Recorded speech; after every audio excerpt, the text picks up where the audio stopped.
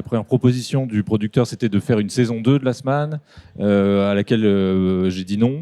Je voulais un peu changer de nature, d'histoire et de genre.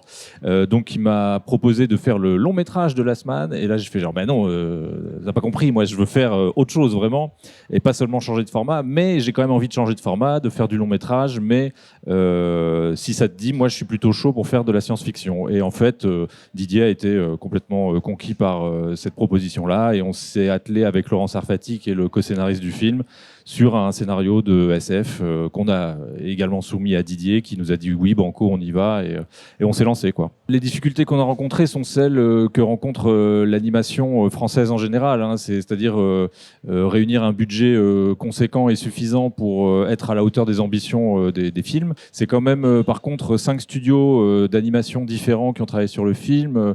Le studio de Tchak qui s'occupait des décors, qui était basé à Lille. Borderline à Angoulême qui faisait la moitié de l'animation 2D, le Gaoshan à La Réunion qui faisait les personnages 3D et leur animation, et puis Je suis bien content qui était à Paris et qui s'occupait un petit peu de chapeauter tous les autres studios, et encore Amopix qui faisait du compositing à Strasbourg. Et ça, on en a besoin pour constituer le budget du film, puisque les régions dépensent une certaine somme d'argent en production culturelle, à condition qu'on dépense cet argent qui nous alloue dans ces régions-là, quoi. On a localisé l'Android.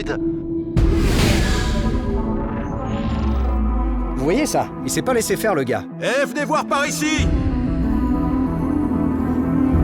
Je comprends pas. Pourquoi construire un vaisseau spatial? C'est plutôt le film noir et le polar hard-boiled qu'on a consciemment analysé et comment dire, analysé, ouais, pour un petit peu faire du rétro-engineering de dramaturgie et écrire ce scénario, quoi. Parce que le film, c'est un film de SF, c'est vrai, mais sa dramaturgie et sa structure est fondée sur les histoires de détectives privés avant tout. Il y a une très ancienne version dans laquelle le héros était un homme et il était tout seul. Il n'y avait pas de partenaire robotique, etc.